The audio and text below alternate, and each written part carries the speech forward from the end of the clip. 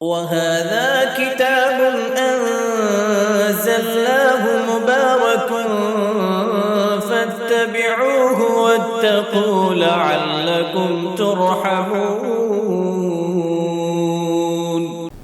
بسم الله الرحمن الرحيم نحمده ونصلي ونسلم على رسوله الكريم وأشهد أن لا إله إلا الله وحده لا شريك له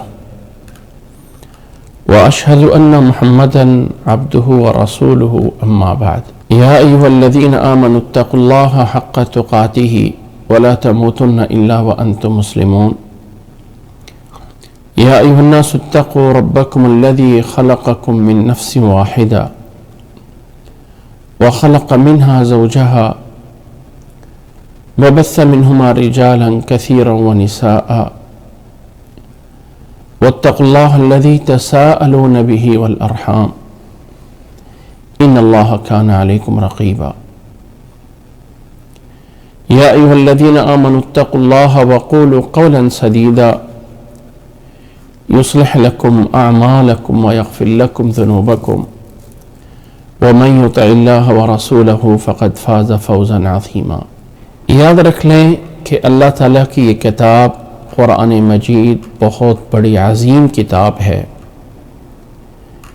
اس قرآن مجید کے عظمت کے بارے میں خود اللہ تعالیٰ نے قرآن مجید میں بہت سی جگہوں پہ بیان فرمایا ہے، اور اسی طرح نبی صلی اللہ علیہ وسلم نے اس قرآن مجید کی عظمت اور اس کے اجر و ثواب پہ بہت ساری احادیث بیان ہوئی ہیں۔ اس کے بعد ہم نے اس بات کو بھی جانا کہ قرآن مجید کے میرے اور آپ کے اوپر 5 حق ہیں، 5 چیزیں ہیں جو میرے اور آپ پہ لازم پوری کرنی ہیں۔ ایک، اس پہ ایمان لے کے آنا ہے، دوسرا اس کے الفاظ کی تلاوت کرنی ہے، اور تیسرا اس کو سمجھنا ہے، اور چوتھے نمبر پہ اس پہ عمل کرنا ہے، اور 5ویں نمبر پہ اس کو آگے لوگوں تک پھیلانا ہے۔ اس کے بعد ہم نے اس بات کو جانا کہ قرآن لفظ کلمہ جو قرآن نام ہے، عربی زبان کا یہ نام ہے، اور عربی زبان کا یہ نام، اس کا معنی اور مفہوم جو بنتا ہے، ایک رائے یہ ہے کہ یہ عالم ہے، مشتق نہیں ہے، جامد ہے، اس قرآن کا نام ہے۔ دوسری رائے یہ ہے کہ قرآن قراء سے نکلا ہوا ہے، مقروء ان کے معنی میں ہے، پڑھا جانا، اور دوسرا اس کا معنی جمع ہونا ہے، اور تیسرا اس کا معنی دلائل اور قرائن سے ہے۔ اسی طرح اس قرآن مجید کے دوسرے نام بھی ہم نے جانے، جن میں سے دوسرا نام کتاب ہے، کتبہ، اور قرآن مجید کا یہ نام قرآن مجید میں بہت دفعہ آیا ہے۔ اسی طرح قرآن مجید کا تیسرا نام فرقان ہے، اور چوتھا نام تنزیل اور روح ہے۔ یہ 5 نام ہم نے جانے جو کہ قرآن مجید کے کچھ ذاتی نام ہیں۔ اس کے علاوہ کچھ صفاتی نام تھے جن کو ہم نے جانا، اور ایک آخری بات کی تھی کہ لفظ قرآن اور لفظ کتاب میں فرق کیا ہے، وہ کون سی چیز ہے جو قرآن ہے اور وہ کون سی چیز ہے جو کتاب ہے۔ میں نے اس کو سمجھانے کی کوشش کی تھی کہ جو اللہ کی طرف سے نازل کردہ چیز ہے وہ کتاب ہے، اور جس کو ہم پڑھتے ہیں یہ قرآن ہے۔ یعنی اللہ تعالیٰ نے اپنی کتاب محمد صلی اللہ علیہ وسلم پہ جس چیز میں نازل فرمائی ہے، اس چیز کو نبی صلی اللہ علیہ وسلم نے جو ہمیں آگے بیان فرمایا ہے، جس کی تفصیل کی ہے، جس کو ہم پڑھ رہے ہیں، تو میرا یہ الفاظ لفظی بالقرآن مخلوق، میرا یہ پڑھنا بسم اللہ الرحمن الرحیم، یہ میرا پڑھنا ہے۔ اللہ تعالیٰ نے جو نبی صلی اللہ علیہ وسلم پہ نازل کی وہ کتاب ہے۔ اس کے بعد اس بات کو بھی ہم نے جانا کہ قرآن مجید معجزہ ہے، اس معجزے کی طرح کوئی اور چیز نہیں بنائی جا سکتی ہے. بہت سی لوگ نے کوششیں کی لیکن کوئی بھی کامیاب نہ ہوا. اب آگے قرآن مجید کو شروع کرنے سے پہلے چند معلومات ہیں قرآن مجید کے بارے میں، اور چند ایک باتیں ہیں جن کا ہر مسلمان کو جاننا ضروری ہے. سب سے پہلے یاد رکھ لیجئے گا کہ قرآن مجید جو اللہ کی کتاب ہے، اس کے اندر سورتیں ہیں اور سورتوں کے اندر آیات ہیں اور آیات کے اندر کلمات ہیں اور کلمات کے اندر حرف ہیں. کلمات کے اندر کیا ہیں؟ حرف ہیں. قرآن مجید کے اگر ان حرفوں کو گنا جائے، قرآن مجید کے یہ جو حرف ہیں ان کو گنا جائے تو بیان کیا جاتا ہے کہ قرآن مجید کے جو حروف ہیں 3,20,000 15 حرف ہیں. اگر اس کو گنا جائے یعنی با میں سے بسم اللہ میں سے با 1، سین 2، میم 3، 1 2 3 اس طرح آگے گنتے جائیں تو 3,20,000 حروف بتائے جاتے ہیں. قرآن مجید کے یہ حروف جو ہیں ان کے شمار کرنے میں بھی تھوڑا سا اختلاف ہے. یعنی ہر بندہ اپنے مائنڈ سے شمار کرتا ہے. اب مثال کے طور پہ کھڑی زبر ہے، ایک ہے کھڑی زبر ہے، آیا یہ ایک الف شمار کیا جائے کہ نہ کیا جائے؟ کچھ لوگ اس کو ایک قاف اور کھڑی زبر قا بن گیا تو کچھ اس کو 2 گن لیں گے اور کچھ لوگ اس کو 1 گن لیں گے. تو یہ نہیں ہے کہ کلمہ قرآن مجید کے الفاظ یعنی حرف اس کے کم اور زیادہ، ایسا نہیں ہے. گننے والوں میں کوئی فرق ہو سکتا ہے. اس کے بعد اگلے نمبر پہ یہ جو کلمات ہیں یعنی بسم اللہ، اس میں بسم یہ ایک کلمہ ہے. ان کلمات کو جو شمار کیا گیا ہے وہ ہے 77,000 یعنی 77,439. اور کچھ لوگوں نے اس کو 80,000 تک بھی لیا ہے. اور یہاں پر بھی مسئلہ یہ ہے کہ اب بسم اللہ میں با سین میم یہ 2 کلمے ہیں یا ایک کلمہ ہے. کچھ لوگ کہیں گے با حرف جر ایک الگ کلمہ ہے اور اسم ایک الگ کلمہ ہے. اور کچھ شمار کرنے یعنی یہ گننے میں نظریات کی وجہ سے یہاں پہ چیز بسم اللہ ہی ہے. اب بسم اللہ 3 کلمہ ہیں یا ایک کلمہ ہے؟ یہ 2 کلمے ہیں. بسم ایک اور لفظ اللہ 2، یا یہ ہے کہ با ایک الگ ہے، اسم ایک الگ ہے اور اللہ ایک الگ ہے. تو اس لحاظ سے بھی تھوڑی سے شمار کرنے میں اختلاف ہو سکتا ہے. الغرض 80,000 سے لے کے 77,000 کے درمیان اس کی کلمات ہیں. ان کلمات کے بعد جو قرآن مجید کی صورتیں ہیں، قرآن مجید کی صورتیں یہ تقریباً سب کو پتہ ہے کہ قرآن مجید کی صورتیں 114 صورتیں ہیں. 114 صورتیں ہیں، 114 صورتیں ہیں قرآن مجید کی. اور قرآن مجید کی یہ جو 114 صورتیں ہیں، ان تمام صورتوں میں جو آیات ہیں، عموماً کہا ایک مشہور بات یہ ہے کہ یہ آیات جو ہے وہ 6,666 آیات ہیں.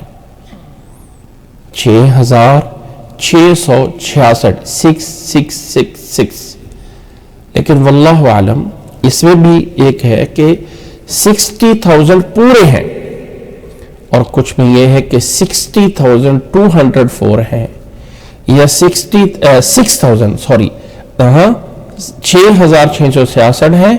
60 نہیں بلکہ 6,000 ہے یا 6,236 ہیں. اس درمیان یہاں پر ابھی شمار کرنے میں، آیتوں کو شمار کرنے میں، اب دیکھیں بسم اللہ اس کو پورے قرآن مجید میں ایک دفعہ شمار کیا جائے یا ہر صورت کے ساتھ ایک ایک دفعہ شمار کیا جائے تو فرق پڑ جائے گا 114 دفعہ کا، 114 دفعہ کا فرق پڑ جائے گا کہ یہ آیت کتنی بنتی ہے۔ اس لیے ہے وہی، یہ جو اعداد و شمار کے گننے والوں میں فرق پڑ جاتا ہے، یہ جو فرق پڑ جاتا ہے یہ اس وجہ سے پڑ جاتا ہے کہ گننے والوں کا فرق ہو جاتا ہے۔ یہ شماریات ہیں قرآن مجید کی چند ایک۔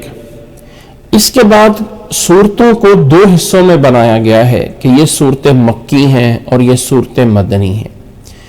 جو چیزیں اللہ کے نبی صلی اللہ علیہ وسلم کے مدینہ آنے سے پہلے یعنی ہجرت سے پہلے کی نازل ہوئی ہیں انہیں مکی کہا جاتا ہے، اور جو آیات یا صورتیں اللہ کے نبی صلی اللہ علیہ وسلم کے مدینہ میں آنے کے بعد نازل ہوئیں ان کو مدنی کہا جاتا ہے۔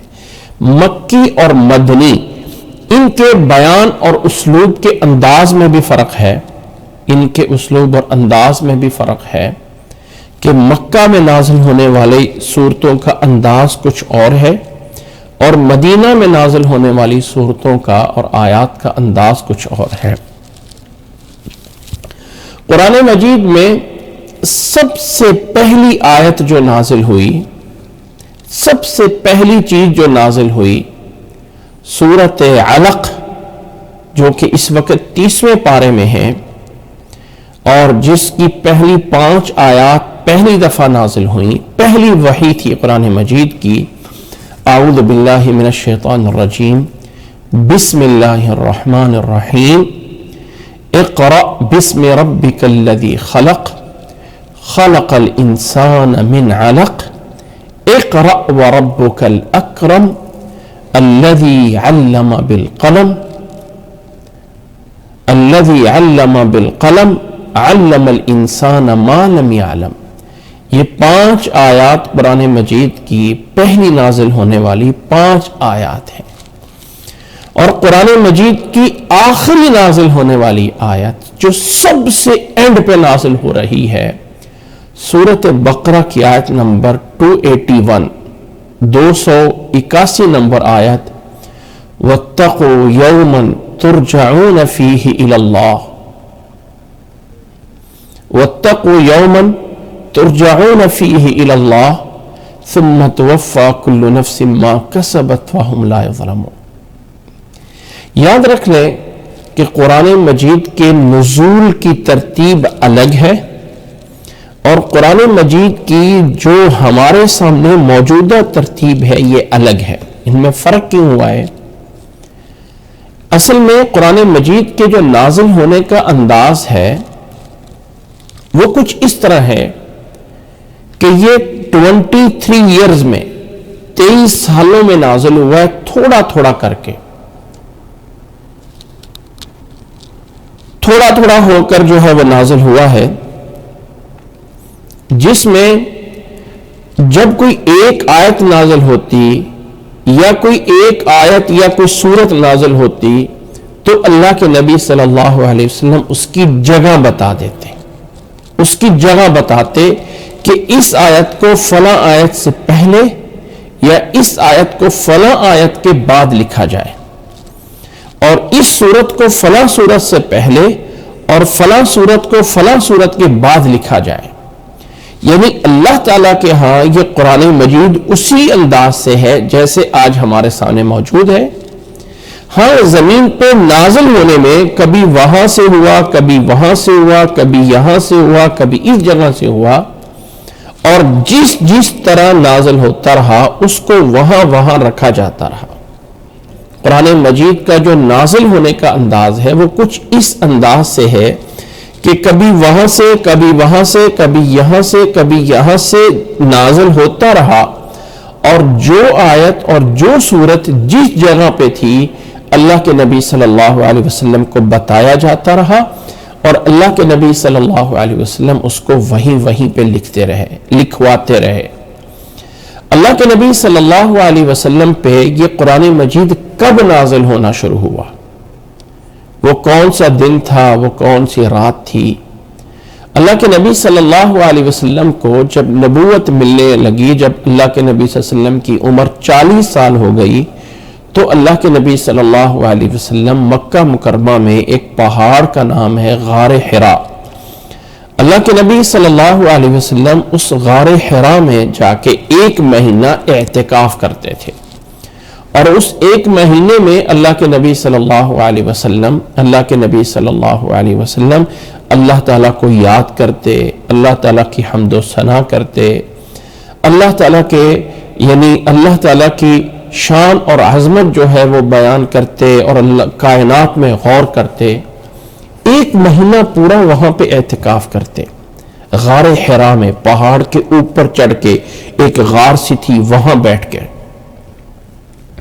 جب اللہ کے نبی صلی اللہ علیہ وسلم کی عمر 40 سال ہو گئی تو ایک رات ایسی آئی کہ آسمان سے فرشتہ نازل ہوتا ہے، جبریل علیہ السلام، اور نبی صلی اللہ علیہ وسلم کو یوں پکڑ کے اس کو دباتا ہے اور کہتا ہے اقرا۔ آپ صلی اللہ علیہ وسلم فرماتے ہیں کیا میں پڑھوں، کیا چیز میں پڑھوں؟ پھر آپ کو بتایا جاتا ہے اقرا۔ آپ صلی اللہ علیہ وسلم فرماتے ہیں ما انا بقاری، میں کیا پڑھوں؟ کچھ لوگوں نے اس کا ترجمہ یہ بھی کیا ہے کہ اللہ کے نبی صلی اللہ علیہ وسلم فرماتے ہیں میں پڑھا ہوا نہیں ہوں، لیکن اس کا یہ معنی بھی ہو سکتا ہے کہ اللہ کے نبی صلی اللہ علیہ وسلم فرما رہے ہوں کہ میں کیا پڑھوں، مجھے بتایا جائے۔ تیسری بار جبریل علیہ السلام فرماتے ہیں اقرأ بسم ربک الذی خلق خلق الانسان من علق اقرأ وربک الاکرم۔ یہ واقعہ تاریخ میں اور ہسٹری میں یعنی جیسے سیرت نگاروں نے نقل کیا ہے کہ 17 رمضان کو تھا، ہجرت سے 13 سال پہلے، اور اس وقت 609 میلادی تھا، یعنی اس وقت جیسے ہم جا رہے ہیں 2022 میں 2022 ایئر میں ابھی ہم چل رہے ہیں، اس کو بیک پہ چلے جائیں تو پیچھے 21 2019 یعنی یہ 2021 2020 2019 اور واپس جاتے جائیں، جب 609 ہجری تھی، 609 ہجری میں میلادی میں یعنی عیسوی میں، میلادی اور عیسوی میں 609 میں جب رمضان کا مہینہ آیا تھا تو اس کی 17 تاریخ کو، اور کچھ روایات میں یہ ہے کہ 17 تاریخ نہیں تھی بلکہ رمضان کا آخری عشرہ تھا، اور اس میں لیلۃ القدر تھی جس میں یہ نازل ہوا، کیونکہ اللہ تعالیٰ نے قرآن مجید میں فرمایا ہے اِنَّا أَنزَلْنَاهُ فِي لَيْلَةِ الْقَدْرِ، اور قرآن مجید میں یہ بھی ہے کہ شہر رمضان الذي انزل فيه القرآن، اور حدیث میں یہ بھی آیا ہے کہ وہ رات رمضان کے آخری عشرے میں ہے۔ تو اس لیے واللہ عالم رمضان کے آخری عشرے میں لیلۃ القدر میں اللہ تعالیٰ نے اس قرآن مجید کو نازل فرمانا شروع کیا آسمان دنیا یعنی نبی صلی اللہ علیہ وسلم پہ، اللہ کے نبی صلی اللہ علیہ وسلم پہ۔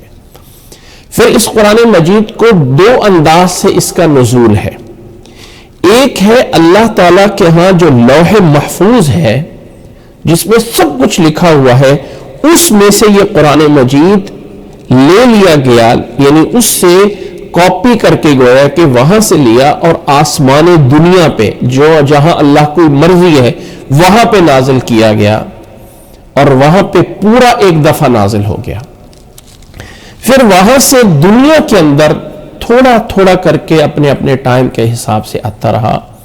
تو اِنَّا أَنزَلْنَا جہاں اکثر انزلنا کا آتا ہے وہاں اکثر یہ معنی ہوتا ہے کہ قرآن مجید کا وہ آسمان دنیا پہ جو ہے وہ آنا، آسمان دنیا پہ آسمان پہ آنا، اور جہاں نزلنا کا آتا ہے وہاں سے زمین پہ تھوڑا تھوڑا کر کے اتارا جانا، اس طرح کر کے جو ہے نبی صلی اللہ علیہ وسلم پہ قرآن مجید نازل ہوا۔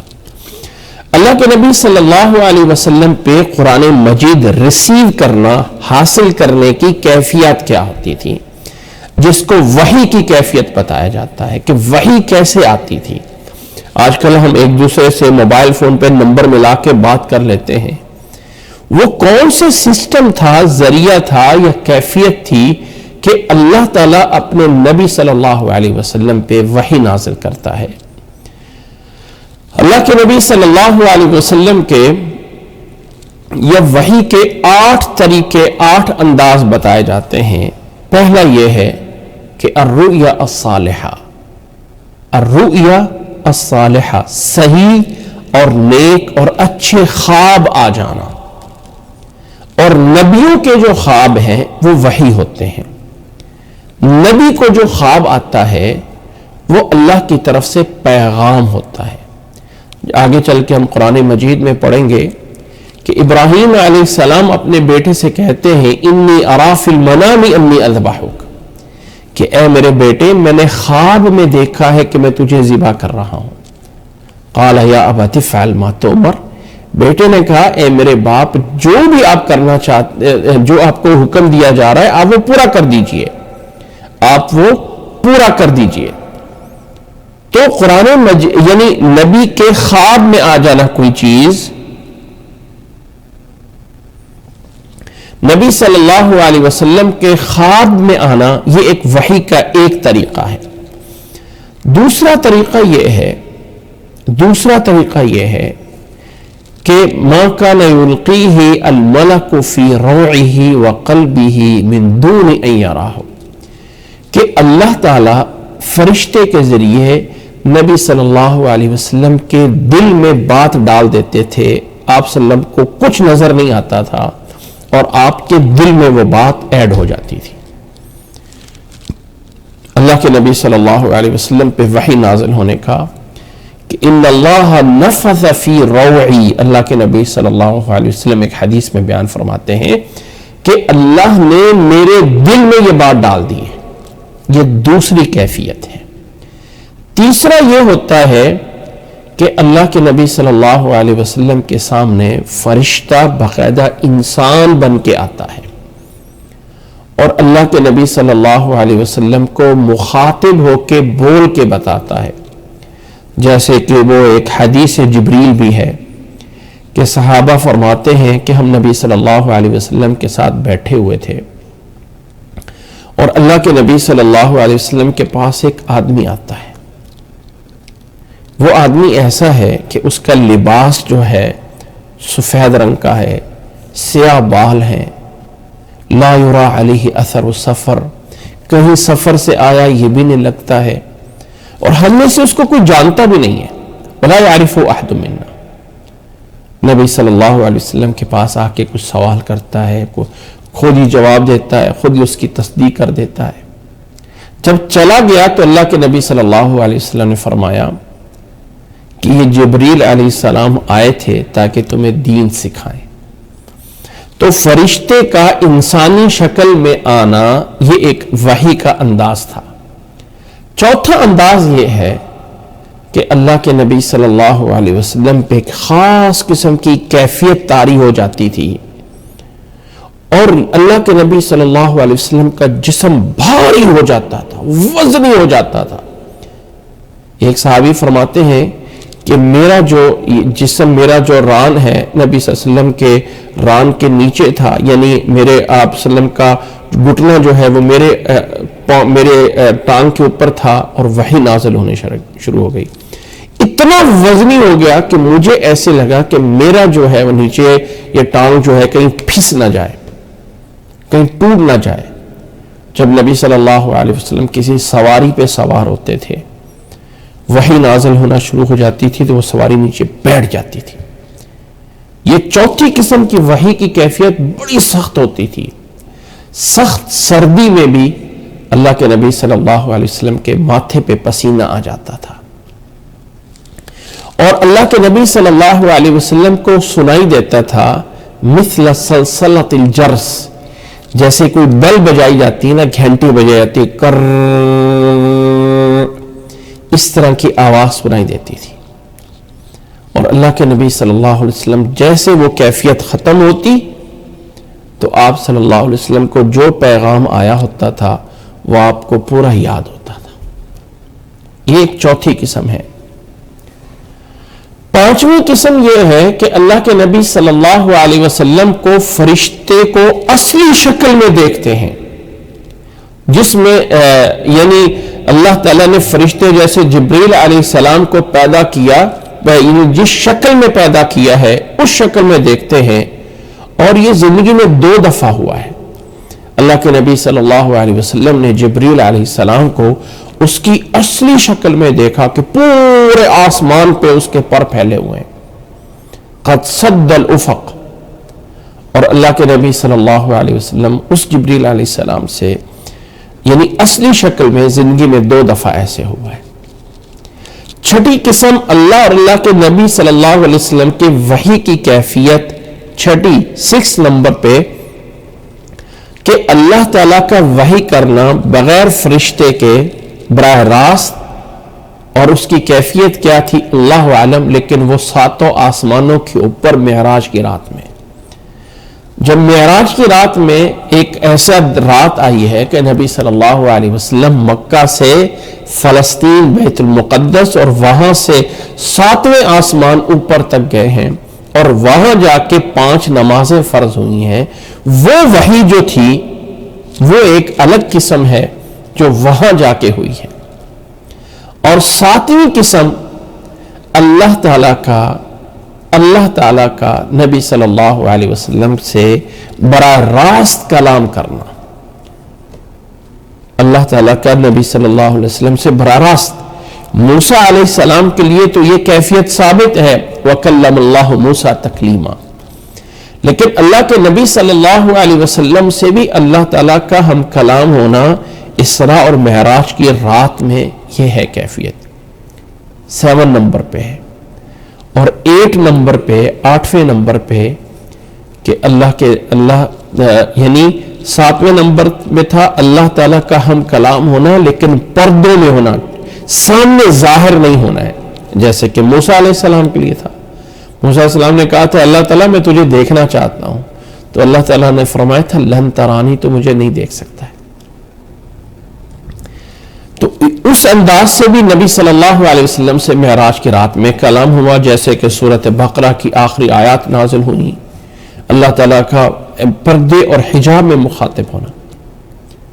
اور 8ویں کیفیت وحی کی کہ اللہ تعالیٰ اپنے نبی سے براہ راست بغیر پردے کے آمنے سامنے مخاطب ہونا، اور یہ مسئلہ مختلف فی ہے، راجح بات یہ ہے کہ یہ کیفیت واقع نہیں ہوئی ہے دنیا میں۔ قیامت والے دن ایسا ضرور ہونا ہے، لیکن دنیا میں ایسا نہیں ہوا ہے کہ بغیر پردے کے اللہ تعالیٰ اپنے نبی کے سامنے مخاطب ہوا ہو۔ معراج کی رات میں بھی ایسا ثابت نہیں ہے۔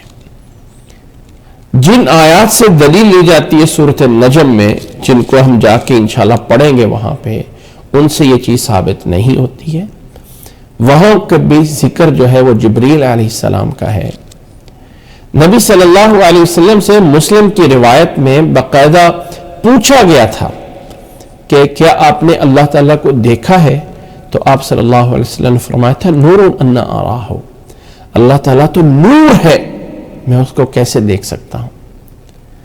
تو لا تدرکہ الابصار، اللہ تعالیٰ کو یہ ان دنیا کی آنکھوں سے نہیں دیکھا جا سکتا ہے۔ تو یہ 8 طریقے ہیں، یہ 8 چیزیں ہیں جس سے انسان جو ہے، یعنی جس سے یہ پتہ چلا کہ یعنی اللہ کے نبی صلی اللہ علیہ وسلم سے اللہ تعالیٰ کا رابطہ کس انداز سے ہوتا رہا۔ اس کے بعد اگلی بات سمجھ لیں کہ قرآن مجید جو اس وحی کے انداز سے نبی صلی اللہ علیہ وسلم پہ نازل ہوتا رہا ہے، اس قرآن مجید کے نازل ہونے کی دو چیزیں تھیں جس کو کہا جاتا ہے 2 قسموں کے انداز سے، کہ سبب نزول اور بغیر سبب نزول کے نازل ہونا۔ سبب نزول کیا مطلب ہے؟ کہ کوئی نہ کوئی چیز واقع ہوتی ہے، یا آپ سے کوئی سوال پوچھا جاتا ہے، یا کوئی حادثہ، کوئی چیز جو ہے کام ہوتا ہے، اور اللہ تعالیٰ کی طرف سے اس پر حکم نازل ہو جاتا ہے کہ یہ کام تمہیں جو ہے وہ دیا جا رہا ہے، یا سونپا جا رہا ہے، یا کہا جا رہا ہے۔ تو اس پہ جو نازل ہونا ہے، اس پر جو چیز نازل ہوئی، یعنی فلاں کام ہوا، فلاں واقعہ رونما ہوا اور یہ آیت نازل ہو گئی، یا کوئی سوال پوچھا گیا اور اس کے جواب میں آیت نازل ہوئی۔ اللہ تعالیٰ نے قرآن مجید میں فرمایا یسألونک عن الأہلہ قل ہی مواقیت للناس والحج، آپ سے یہ چاند کے کم زیادہ ہونے کے بارے میں پوچھا جاتا ہے، آپ صلی اللہ علیہ وسلم سے پوچھا گیا، اللہ نے اس کا جواب نازل فرما دیا، قل ہی مواقیت للناس۔ اسی طرح قد سمع اللہ قول التی تجادلک فی زوجہا وتشتکی الی اللہ، ایک عورت نبی صلی اللہ علیہ وسلم کے پاس آئی، اپنے خامد کی کچھ شکایتیں کر رہی تھی، کچھ باتیں کر رہی تھی، اس واقعہ ہوا تو اللہ تعالیٰ نے آیات نازل فرما دی۔ تو جو یہ کام پیچھے ہوتا ہے اور پھر آیتیں نازل ہوتی ہیں، اس کام کو سبب نزول کہا جاتا ہے، اور سبب نزول کے جاننا اس لیے ضروری ہوتا ہے کہ اس ریزن کو، اس وجہ کو جانا جائے تو آیت کو سمجھنا آسان ہو جاتا ہے کہ یہ آیت فلاں ریزن، فلاں وجہ اور فلاں واقعے میں نازل ہوئی ہے، لہذا اس آیت کا یہ والا مفہوم ہے۔ تو قرآن مجید کے سمجھنے میں بہت بڑا حصہ ہے اسباب نزول کا سمجھنا، کہ وہ کون سے واقعات ہوئے اور جن کی بنیاد پہ قرآن مجید نازل ہوا۔ لیکن قرآن مجید کا بہت بڑا حصہ بغیر سبب نزول کے بھی نازل ہوا ہے، یعنی ڈائریکٹ کوئی وجہ نہیں تھی، اللہ تعالیٰ نے ہدایت کے لیے، رہنمائی کے لیے اپنا کلام نازل فرما دیا، اس کو پڑھو، اس پہ عمل کرو، اس پہ پڑھو، اس پہ عمل کرو۔ تو بغیر سبب نزول کے بھی قرآن مجید کا بہت بڑا حصہ جو ہے وہ نازل ہوا ہے۔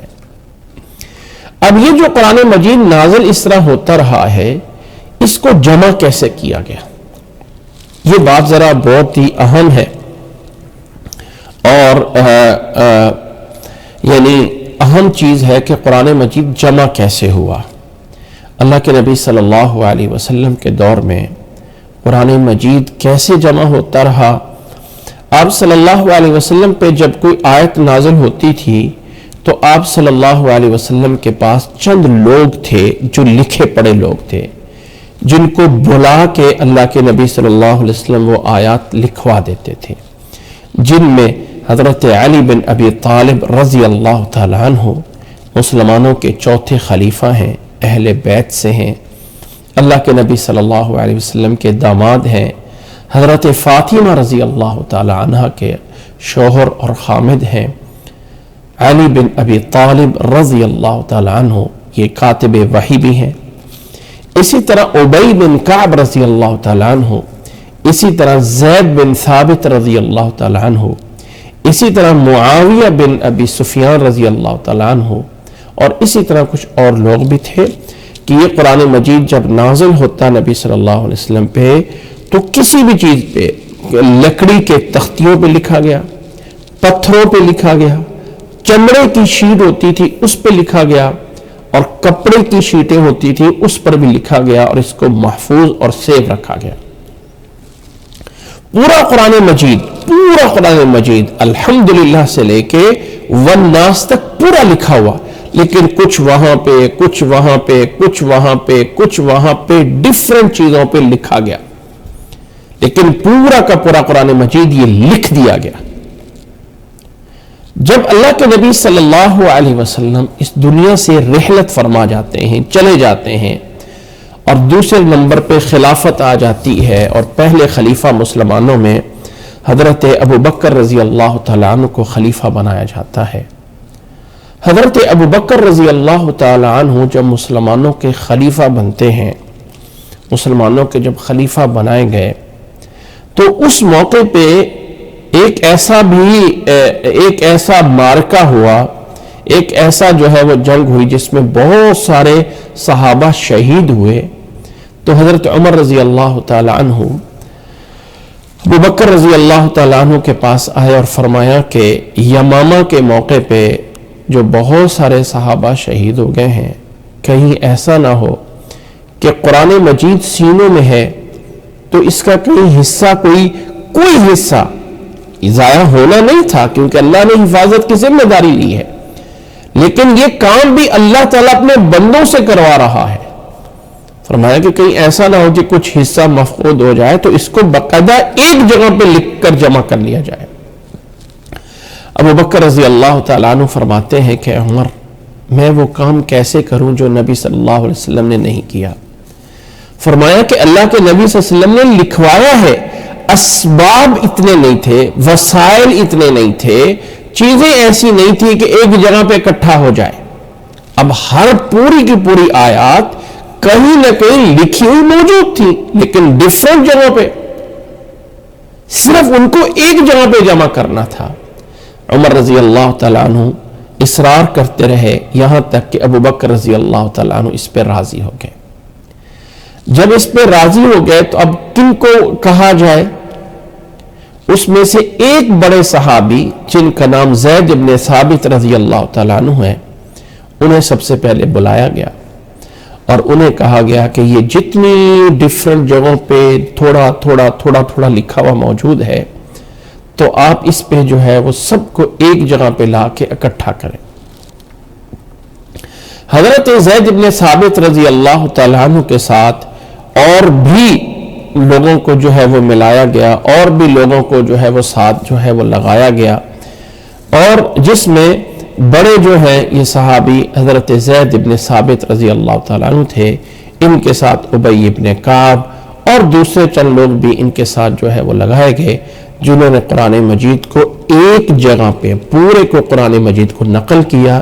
جب کسی جگہ پہ یہ لکھا ہوا ان کو ملتا تھا تو اس کو باقاعدہ دوسرے لوگوں کے سامنے پیش کرتے، اور جب سب طرف سے اس کی گواہیاں مل جاتی تو پھر اس کو ایک جگہ پہ لکھ لیتے۔ یاد رکھ لیں کہ نبی صلی اللہ علیہ وسلم کے دور میں ایسا کوئی فرق نہیں تھا کہ یہ قرآن مجید کا حافظ ہے اور یہ حافظ نہیں ہے، یہ کوئی فرق نہیں تھا۔ جو انسان مسلمان ہے وہ حافظ ہی ہے، یعنی یہ تصور بعد میں آیا کہ جب ہم دین اسلام سے دور ہٹ گئے تو قرآن مجید گویا کہ ہمیں حفظ کرنا ایک نیکی بن گیا، جبکہ اس دور میں ایسا نہیں تھا کہ یہ حافظ ہے اور یہ حافظ نہیں ہے۔ جو مسلمان ہوتا وہ قرآن مجید کو یاد ہی کرتا، اور اس وقت ان کے بڑے بڑے حافظ ہوتے تھے۔ آج کل ہماری طرح یہ رٹے لگا لگا کے حفظ نہیں کرنا پڑتا تھا، بلکہ ایک دفعہ آیت سن لیتے یاد ہو جاتی تھی۔ جب انسان کو فکر ہو نا کسی چیز میں دلچسپی ہو تو ایک دفعہ بھی سن کے اسے یاد کر لیتا ہے۔ تو حضرت عمر یعنی حضرت رسول اللہ صلی اللہ علیہ وسلم کے بعد صحابہ کرام میں حافظ اور غیر حافظ یہ تمیز نہیں تھی، سارے حافظ تھے۔ تو حضرت زید بن ثابت رضی اللہ تعالیٰ عنہ پھر بھی جو لکھا ہوا تھا وہ باقاعدہ ایک جگہ پہ جمع جب انہوں نے کیا تو باقاعدہ سب لکھا ہوا اس میں دکھاتے اور گواہیاں جمع کرتے، اور پھر جا کے اس کو ایک جگہ پہ لکھتے رہے، اور وہ پورا قرآن مجید ایک جگہ پہ لکھ دیا گیا۔ اب جب اس کو ایک شکل دے دی گئی تو اب اس کا نام کیا رکھا جائے، یعنی وہ بک، اس بک کا نام کیا رکھا جائے؟ آج جس کو ہم قرآن مجید کہتے ہیں اس کا کیا نام رکھیں؟ بھائی وہ قرآن تو ہے، کتاب اللہ تو ہے، لیکن اب جو بک کتاب ورقوں کی شکل میں آ گیا ہے اس کا نام کیا رکھیں؟ کسی نے کہا جی اس کا نام، حتیٰ کہ یہ رائے بھی آئی کہ اس کتابی شکل کا نام جو ہے وہ انجیل رکھ دیا جائے۔ فرمایا یہ تو نصارہ کی انجیل ہے، ہم اس کو جو ہے وہ کیسے رکھ سکتے ہیں؟ اور کسی نے کہا کہ اس کا جو ہے وہ کچھ اور نام رکھ دیا جائے۔ اسی دوران حضرت عبداللہ بن مسعود رضی اللہ تعالیٰ عنہ آئے اور فرمایا کہ میں نے حبشہ میں دیکھا ہے کہ لوگ اپنی اس طرح کی کتابوں کا نام مصحف رکھتے ہیں، تو ہم اس کا نام مصحف رکھ دیتے ہیں۔ تو اس پر اتفاق رائے ہو گیا کہ قرآن مجید جو ایک کتاب کی شکل میں جمع ہوا ہے، اس کا نام، اس کتاب اور بک کا نام صحابہ نے مصحف رکھا، میم صاد ہا اور فا، مصحف، کہ یہ جو ہے مصحف ہے۔ وہ آج چونکہ ہماری لینگویج دوسری ہے نا، عربی لینگویج ہماری ہے نہیں ہے، تو ہم ڈائریکٹ اس کتاب کو بول دیتے ہیں قرآن، ڈائریکٹ اس کتاب کو بول دیتے ہیں کلام اللہ، لیکن کلام اللہ یا قرآن اس کتاب میں موجود ہے، جو وہ بک باقاعدہ ہے، اس بک کا نام رکھا گیا مصحف۔ حضرت ابوبکر رضی اللہ تعالیٰ عنہ کے دور میں جب اس کو باقاعدہ ایک جگہ پہ جمع کر دیا گیا، حضرت ابوبکر رضی اللہ تعالیٰ عنہ کا دور گزر جاتا ہے، پھر حضرت عمر رضی اللہ تعالیٰ عنہ کا دور آیا، حضرت عمر رضی اللہ تعالیٰ عنہ جو ہے وہ خلیفہ بنے، اور اس کے بعد جو ہے حضرت عمر رضی اللہ تعالیٰ عنہ کے بعد حضرت عثمان رضی اللہ تعالیٰ عنہ کی خلافت آئی، اور حضرت عثمان رضی اللہ تعالیٰ عنہ کی خلافت میں حضرت عثمان رضی اللہ تعالیٰ عنہ کی خلافت میں مسلمان دور دور تک چلے گئے۔ شام اور جب آرمینیا فتح ہوا، آذربائیجان فتح ہوا، عراق فتح ہو گیا، تو بہت سارے غیر مسلم اور دوسری لینگویج کے لوگ مسلمانوں میں داخل ہوئے۔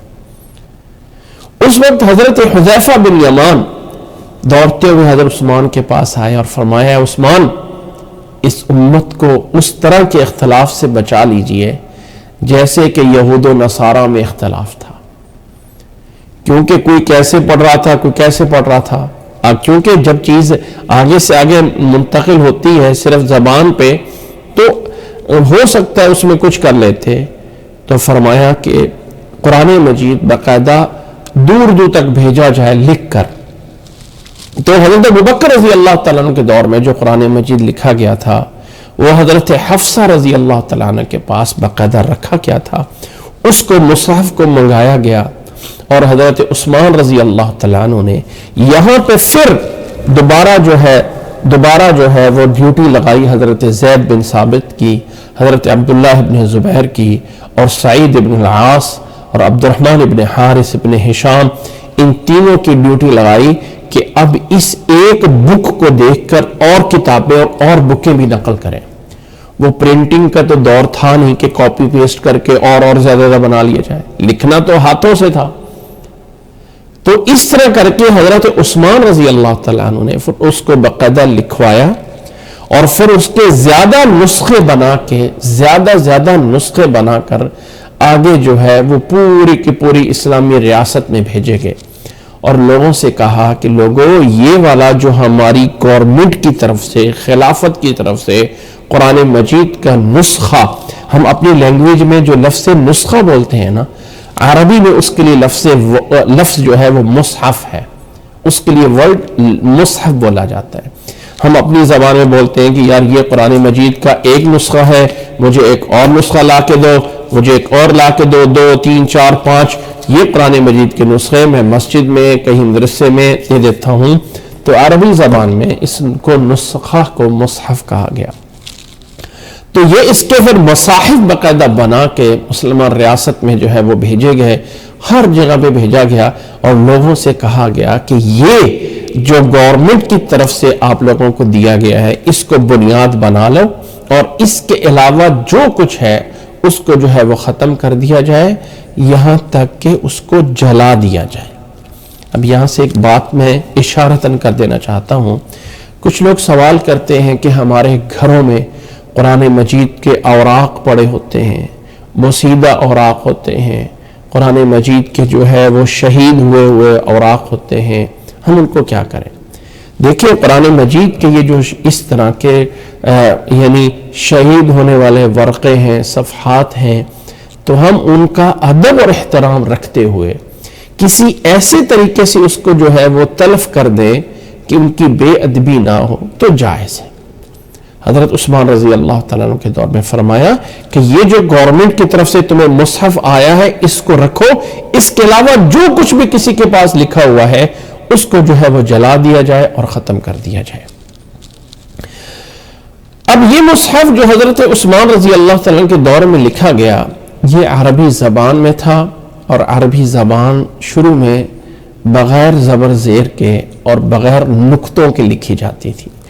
اب آپ کہیں کہ بغیر نقطوں کے کیسے ہو سکتا ہے؟ یہ با ہے، یہ تا ہے، یہ سا ہے، یہ کیسے بغیر نقطوں کے لکھا جا سکتا ہے؟ ہاں ایسا ہو سکتا ہے. اب ہم اپنی اردو لینگویج کو دیکھ لیں تو ہم بغیر زبر زیروں کے پڑھتے ہیں. جب انسان کی کسی کی اپنی لینگویج ہوتی ہے، اپنی زبان ہوتی ہے، اور انسان اس کو جو ہے وہ کسی اور یعنی بغیر نقطوں کے پڑھنا چاہے تو کوئی مشکل نہیں ہوتا ہے. یہ نہیں ہوتا کہ پتہ نہیں کتنا بڑا مشکل ہے. میں ایک مثال کے طور پہ، جب ایک انسان کسی یعنی ترتیب میں آ جاتا ہے، مثال کے طور پہ ذرا اس کو آپ دیکھیے گا. مثال کے طور پہ اگر میں یہاں پہ ایک لفظ لکھ دیتا ہوں کہ ایک جملہ لکھ دیتا ہوں جس پہ نہ ہی کوئی زبر زیریں ہیں اور نہ ہی اس میں جو ہے کوئی یعنی نقطے ہیں، تو کیا ہم سمجھ سکتے ہیں اگر میں اس کو اپنی اس عربی میں لکھتا ہوں کہ میں ایک مسلمان ہوں، میم کے بعد آگے جو ہے معذرت چونکہ میں یہاں ٹائپ کروں گا تو نقطے ساتھ ساتھ آ جائیں گے. میں ٹائپ کیے بغیر یہ جو ہے وہ اس سے جو ہے وہ لکھ کے دکھاتا ہوں. ایک منٹ، اس سے جو ہے میں لکھ کے دکھاتا ہوں کہ شاید آپ لوگوں کو یہ اسکرین پہ نظر آ جائے کہ یہ اگر میں اس پہ لکھتا ہوں کہ میں ایک مسلمان ہوں، تو میں یوں اگر میم ڈال دوں اور یہ میں یوں لکھ دوں، میں ایک یعنی مسلمان ہوں. اب میں نے اس میں نقطے نہیں لکھے تو کیا آپ اس کو سمجھ سکتے ہیں؟ جی ہاں، پڑھنا بالکل آسان ہے. جب ہم کسی چیز کو جانتے ہوتے ہیں بغیر نقطوں کے بھی لکھا جائے تو پڑھنا کوئی یعنی مشکل نہیں ہوتا ہے. جب انسان کسی بھی زبان کا عادی ہو جاتا ہے اور اس کو جو ہے وہ پتہ چل جاتا ہے تو اس میں پھر نقطوں کے بغیر بھی اس کو پہچان ہو جاتی ہے کہ یہ جو ہے یعنی یہ لفظ لکھا ہوا اور یہ لفظ لکھا ہوا ہے. جب مسلمان اسلام میں بہت سارے لوگ داخل ہونے لگ گئے اور جس میں غیر دوسرے فورن لوگ جو کہ عربوں کے علاوہ دوسرے تھے، جب وہ اسلام میں داخل ہوں گے اور پڑھنے میں بہت بڑا فرق آنے لگا، تو حضرت علی رضی اللہ تعالیٰ عنہ کے دور میں ایک شخص کا نام موجود ہے جس کو وہ تاریخ میں ابو الاسود الدؤلی کے نام سے جانا جاتا ہے کہ حضرت علی رضی اللہ تعالیٰ عنہ نے اسے حکم دیا کہ سب سے پہلے اس نے لکھنے میں نقطے جو ہے وہ لگائے قرآن مجید پہ، اور اسی نے جو ہے وہ ایک شخص کو سنا کہ وہ سورۃ توبہ کی آیت نمبر 3 کو پڑھ رہا ہے، ان اللہ بریء من المشرکین ورسولہ، لام پہ زیر پڑھ رہا ہے. تو فرمایا عز اللہ وجل ان یبرأ من رسولہ، اللہ عزیز اور بلند ہے اس بات سے کہ وہ اپنے رسول سے بری ہو جائے. تو رسولہ سے اور رسول لہ سے بہت بڑا فرق پڑ رہا تھا. تو پھر حضرت علی رضی اللہ تعالیٰ عنہ کے دور میں ابو الاسود الدؤلی نے اس پہ جو ہے وہ زبر یعنی نقطے لگائے. اور دوسری رائے یہ ہے کہ حضرت علی رضی اللہ تعالیٰ عنہ کے دور کے بعد جب بنو امیہ کے دور میں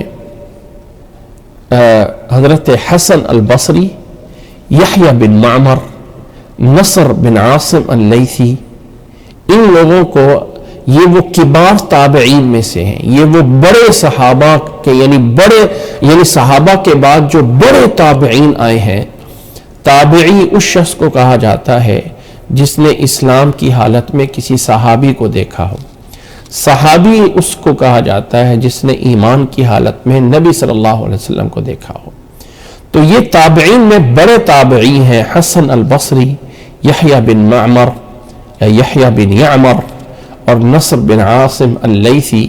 انہوں نے، اور ان کے اوپر جو سرپرستی کر رہا تھا وہ حجاج بن یوسف جو اس وقت کوفہ کا گورنر تھا، اس نے اپنے نگرانی میں ان لوگوں سے قرآن مجید پہ باقاعدہ زبریں اور نقطے لگوائے گئے تاکہ لوگوں کے لیے پڑھنے کے لیے آسانی ہو جائے.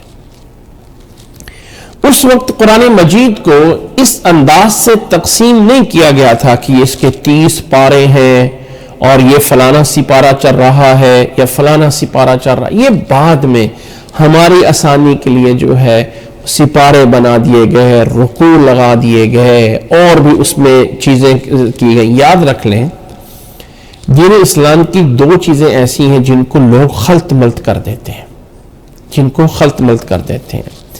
ایک کو کہا جاتا ہے المصالح المرسلہ.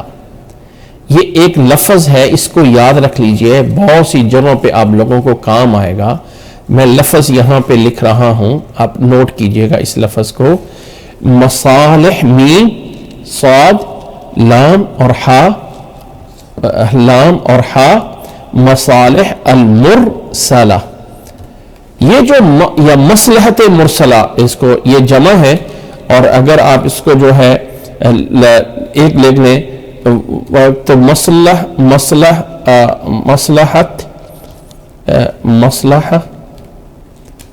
المرسلہ یہ واحد ہے. عموماً اس کو جمع کے ساتھ استعمال کیا جاتا ہے. مصالح المرسلہ ایک چیز ہے, اور ایک ہے جس کو بولا جاتا ہے بدعت. ٹھیک ہے, کہ یہ بدعہ ہے, یہ جس کو ہم عموماً اپنی زبان میں کہتے ہیں کہ یہ کام کرنا بدعت ہے. بدعت اور مصالح مرسلہ میں کیا فرق ہے؟ بدعت اور مصالح مرسلہ میں کیا فرق ہے؟ اگر کوئی دین کا کام آلریڈی اسلام میں موجود ہے, اگر ایک دین کا کام آلریڈی اسلام میں بنیادی طور پہ اسلام میں موجود ہے, اب اس دین کے کام کو ذرا کرنے میں کوئی ذرائع بنا دیے جائیں کہ یہ جو دین کا کام آلریڈی اسلام میں موجود ہے, اس کام کو اور اچھے انداز سے کروانے کے لیے کوئی آسانی پیدا کر دی جائے, تو اس کو کہا جاتا ہے المصالح المرسلہ. المصالح المرسلہ کہا جاتا ہے کسی دین کے اندر ایسے کام کو کہ جو دین کے اندر پہلے سے موجود ہے, اور اس کو صحیح کرنے کے لیے کوئی نہ کوئی ذریعہ بنائے. مثال کے طور پہ نماز پڑھنا دین اسلام میں موجود ہے. ٹھیک ہے, نماز پڑھنا دین اسلام میں موجود ہے.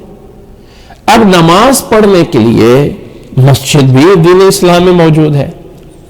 اب اگر آپ کسی اس مسجد میں نماز پڑھنے کے لیے کارپیٹ بچھا دیتے ہیں, آپ اس مسجد میں اے سی لگا دیتے ہیں, تو کوئی انسان کہے کہ بھئی مسجد میں کارپیٹ بچھانا بدعت ہے, کوئی کہے کہ بھئی مسجد میں جو ہے وہ اے سی لگانا, ایئر کنڈیشن لگانا بدعت ہے, نبی صلی اللہ علیہ وسلم کے دور میں تو تھے نہیں.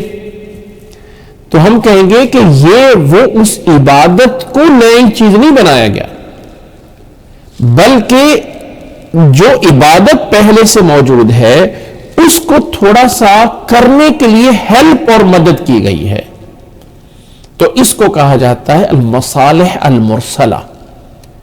مسجد میں پنکھے لگوا دیتے ہیں, ٹھیک ہے, اس طرح کے بہت سارے کام ہیں. یہ تمام چیزیں مصالح المرسلہ میں آتی ہیں. یہ تمام چیزیں مصالح المرسلہ میں آتی ہیں. تو مصالح المرسلہ وہ چیزیں جو دین میں آلریڈی موجود ہوں, ان کے کرنے کے لیے کوئی آسانی پیدا کرنا, اس کو کہا جاتا ہے مصالح المرسلہ. ٹھیک ہے, فرق ذہن میں رکھ لیجئے گا. اور اگر کوئی ایک ایسا کام بنایا جائے جو کہ نیا کام شروع ہو رہا ہے, تو اس کو کہا جاتا ہے بدعت. اب قرآن مجید پہ زبر زیریں لگانا وہ اس کو آسان کرنا تھا پڑھنے کے لیے. کوئی آیتیں اپنی طرف سے نئی بنا کے ایڈ نہیں کرنی ہے. قرآن مجید کے جو سپارے بنائے گئے, جو اس میں وقف لگائے گئے, جو اس میں رکوع بنائے گئے, صورتیں نبی صلی اللہ علیہ وسلم کے دور سے بنی ہوئی ہیں. یہ جو اس کو کیا گیا تاکہ انسان کو پتہ چل جائے میں فلاں جگہ پہ پہنچا ہوں. اب عموماً بکس کا نمبر ہوتا ہے, یہ پیج نمبر یہ ہے, لیکن قرآن مجید تو چھوٹا بھی لکھنا ہے اور بڑا بھی لکھنا ہے. اب کوئی انسان کی نظر کمزور ہے تو اس کے لیے موٹے موٹے لفظ لکھے جائیں، تو اگر موٹے موٹے آپ بڑے بڑا فاؤنٹ کر کے لکھو گے تو اس کے صفحات زیادہ ہو جائیں گے. تو صفحات دلیل کیسے بنائیں؟ کوئی قرآن مجید جو ہے وہ 15 سطروں والا ہے، 15 لائن والا ہے، کوئی 16 لائن والا ہے، کوئی 13 لائنوں والا ہے، تو اس لیے فاؤنٹ چھوٹا بڑا ہوتا رہا تو صفحے تو دلیل نہیں بن سکتے. پھر کیا کیا جائے؟ باقاعدہ سپارے بنائے گئے، باقاعدہ اس کے جو ہے وہ رکوع، یہ سپارے، یہ وقف، یہ سب چیزیں اس کے بعد بنائی گئی. لیکن یہ تمام چیزیں مصالح مرسلہ میں آتی ہیں، اس لیے مصالح المرسلہ اور چیز ہے اور بدعت اور چیز ہے.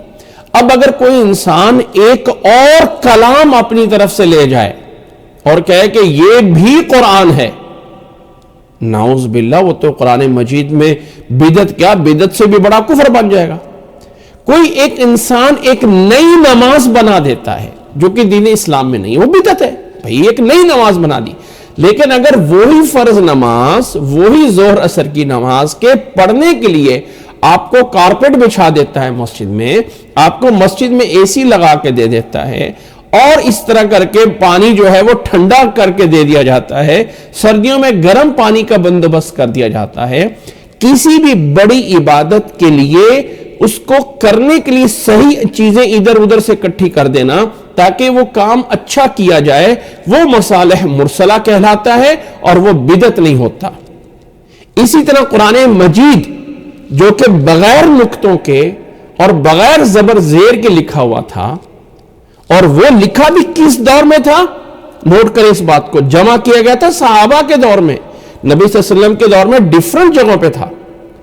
اس کو ایک جگہ پہ جمع کر کے اس میں پھر آہستہ سب سے پہلے نقطے لگے، پھر زبر زیریں لگی، اور یہ سپارے 30 پارے اور یہ رکوع اور یہ وقف بعد میں بنائے گئے. اس لیے آپ دیکھتے ہیں کسی قرآن مجید میں وقف لازم کہاں لکھا ہوتا ہے، کسی اور قرآن مجید، اب سعودیہ کا قرآن پرنٹ ہوا ہے تو اس میں ذرا اور انداز ہے لکھنے کے. اگر کوئی یہ پاک و ہند اور اس پاک و ہند کا کوئی قرآن مجید ہے تو اس کے ذرا لکھنے کے اور انداز ہوتے ہیں. تو اس لیے سمجھ لینا چاہیے کہ نبی صلی اللہ علیہ وسلم کے دور میں یا صحابہ کے دور میں قرآن مجید کا دوسرا پارہ، تیسرا پارہ یہ نہیں شمار ہوتا تھا. ہاں ایک ترتیب تھی جس کو آج ہم بھول چکے ہیں اور جس کو آج ہم چھوڑ چکے ہوئے ہیں اس ترتیب کو، کہ یہ ترتیب بھی جو ہے یعنی کیا ہے، کیسے ہے، اور وہ ہے منزل. آج کل ہم نے اس کا نام دے دیا ہوا ہے منزل، اور اس کو لکھا کہاں جاتا ہے؟ قرآن مجید کے بالکل آخر میں چھوٹا سا کر کے جو ہے وہ لکھا جاتا ہے کہ یہ منزل فلانی ہے، یہ فلاں منزل ہے، فلاں منزل ہے. صحابہ کے دور میں قرآن مجید کو اس منزل میں کہا جاتا تھا، اور اس کی جو 7 منزلیں جو ہے وہ بنائی گئی تھی. 7 منزلیں. پہلی منزل میں 3 صورتیں تھی، دوسری منزل میں جو ہے وہ 5 صورتیں تھی، اور تیسری منزل میں 7 صورتیں تھی، اور پھر جو ہے وہ چوتھی منزل میں بھی 7 صورتیں، پھر 11 صورتیں، پھر جو ہے وہ 13 صورتیں، اور پھر آخر میں حزب مفصل الگ. یعنی اس انداز سے جو ہے قرآن مجید کے حصے بنائے گئے تھے، اور اس کو وہ صحابہ کرام جو ہے روزانہ پڑھا کرتے تھے. مثلا پہلی منزل جو ہے جس میں سورۃ فاتحہ کے بعد سورۃ بقرہ، سورۃ آل عمران اور سورۃ نساء، تقریباً 5 پارے بنتے ہیں جو آج کل کے حساب سے شمار کر لیں تو. دوسری منزل جو ہے جس میں سورۃ مائدہ، سورۃ انعام، سورۃ اعراف اور سورۃ انفال اور سورۃ توبہ، یہ تقریباً 10 پارے یا 10.5 پارے کے قریب ہو جاتے ہیں. یہاں آ کے دوسری منزل ختم ہو جاتی ہے. تیسری منزل میں بھی 7 صورتیں ہیں، اور 7 صورتیں ہیں سورۃ یونس، سورۃ ہود، سورۃ یوسف، سورۃ رعد اور سورۃ ابراہیم اور سورۃ حجر اور سورۃ نحل. یہ بھی تقریباً 5 پارے کے قریب ہیں. اور اس کے بعد 9 صورتیں ہیں، سورۃ اسراء، سورۃ کہف، سورۃ مریم، سورۃ طٰہٰ، سورۃ انبیاء اور سورۃ حج اور سورۃ مؤمنون اور سورۃ نور اور سورۃ فرقان. یہاں پر بھی تقریباً 19 پارے آ کے پورے ہو جاتے ہیں. یہ بھی تقریباً 4.5 پارے کے قریب بنتے ہیں. اور اس کے بعد جو ہے 11 صورتیں ہیں، سورۃ شعراء، سورۃ نمل، اور صورت قصص، صورت عنکبوت، صورت روم، صورت لقمان اور صورت سجدہ اور صورت احزاب اور سبا اور فاطر اور یاسین، یہاں آ کے اگلی منزل ختم ہو جاتی ہے۔ اور اس کے بعد پھر 13 صورتیں ہیں صورت صاد سے لے صورت صافات، صورت صاد اور صورت زمر اور حوامیم صورتیں، حامیم حامیم، یہ 7 صورتیں حوامیم کی ہیں، اور پھر صورت محمد اور صورت فتح اور صورت حجرات میں آ کے ایک منزل ہوتی ہے، اور پھر آخری منزل ہے صورت حجرات یا صورت قہف سے لے کے آخری صورت ناس تک۔ تو یہ تقریباً کوئی 4 سپارے، 4.25 سپارے کے قریب، یعنی یہ ترتیب اس دور میں صحابہ میں ہوتی تھی کہ آج میں نے ایک منزل پڑھ لی ہے، آج میں نے دوسری منزل پڑھ لی ہے، یعنی قرآن مجید کا روزانہ کم از کم آج کے اعتبار سے سمجھا جائے تو تقریباً 5 یا 4 سپارے کے قریب ایک دن میں پڑھا جاتا تھا۔ یہ تھا ان کا ترتیب۔ اس کے بعد قرآن مجید کی یہ جو آخری جو جس کو ہم کہتے ہیں، یہ صورت حجرات سے لے کے یعنی آخر تک یہ ایک جو منزل کہی جاتی ہے، اس کو پھر آگے جو ہے الگ سے یعنی مفصل جو ہے وہ کہا گیا کہ یہ اس کو 3 حصوں میں تقسیم کیا گیا، صورت قاف سے لے کے آخر تک پھر تقسیم کیا گیا، صورت حجرات سے لے کے صورت بروج تک، اور صورت بروج سے لے کے صورت قدر تک یا صورت ضحیٰ تک، اور پھر وہاں سے لے کے صورت ناس تک، یہ 3 حصوں میں پھر الگ سے بنایا گیا ہے کہ یہ جو ہے طوال مفصل، وسعت مفصل اور قصار مفصل، یہ 3 حصے الگ سے بنائے گئے ہیں۔ یہ تھی چند معلومات قرآن مجید کے بارے میں۔ قرآن مجید کے بارے میں ایسی معلومات جن کا جاننا ہمارے لیے فائدہ ہے اور قرآن مجید کو آگے چل کے سمجھنا آسان ہے۔ ہم آگے جو ہے قرآن مجید کے شروع کرنے سے پہلے چند باتیں اور جان لیجئے۔ قرآن مجید جو عربی زبان میں ہے، اس قرآن مجید کا سمجھنا ہر لینگویج میں جائز ہے۔ قرآن مجید کا ترجمہ، اس کا ٹرانسلیشن کرنا، اس کو سمجھنا ہر زبان میں جائز ہے، لیکن یاد رکھ لیں کہ قرآن مجید کی جو ترجمہ اور اس کو ٹرانسلیٹ کرنا ہوتا ہے، اس میں چند شرطیں ہیں کہ وہ جو ترجمہ ہے قرآن مجید کا، وہ اصل قرآن نہیں بنا کرتا۔ یہی فرق ہے قرآن کتاب میں اور پہلے لوگوں کی کتابوں میں۔ انہوں نے جو ترجمے تھے اس کو اصل بنا لیا، مین جو ہے اپنی بنیاد ہی بنا لی کہ یہ ترجمہ ہماری اصل کتاب ہے۔ جب وہ اصل چیزیں انہوں نے اپنے اس کو بنا لی، جس کی وجہ سے ان کے اندر کیا ہوا، ان کے اندر وہ مسائل پیدا ہو گئے، اور ایسا ایسا زمانے کے ساتھ ساتھ جو ہے ترجمے سے ترجمہ جب 10 دفعہ آگے جاتا ہے تو وہ اس کا مفہوم بدل چکا ہوتا ہے۔ تو قرآن مجید کا ترجمہ اور اس کا ٹرانسلیٹ کرنا جائز ہے، لیکن اس ترجمے اور ٹرانسلیٹ کو اصل نہ سمجھا جائے، اور یہ نہ کہا جائے کہ قرآن مجید کی جگہ پہ ترجمے کو پڑھ لیا جائے تو وہی ثواب ملے گا، ایسا نہیں۔ قرآن مجید کی تلاوت کا اپنا ایک ثواب ہے، ترجمہ پڑھنا ایز اے ثواب اور اجر کے ہے کہ ہم قرآن مجید کو دراسہ کر رہے ہیں، یعنی اس کی تعلیم لے رہے ہیں، عمل کرنے کے لیے اللہ تعالیٰ کے پیغام کو، وہ ایک علم حاصل کرنے میں آتا ہے۔ لیکن قرآن مجید کی تلاوت، انسان کہے کہ میں اصل الفاظ عربی کے چھوڑ کے اپنی انگلش یا اردو کے الفاظ میں اس کو جو ہے وہ پڑھتا رہوں، تو یہ جائز نہیں ہے، یعنی یہاں پہ وہ اجر نہیں ملے گا جو الف لام میم پڑھنے پہ ایک حرف پہ 10 نیکیاں مل رہی ہوتی ہیں۔ یہ بات مین چیز سمجھنا ضروری ہے۔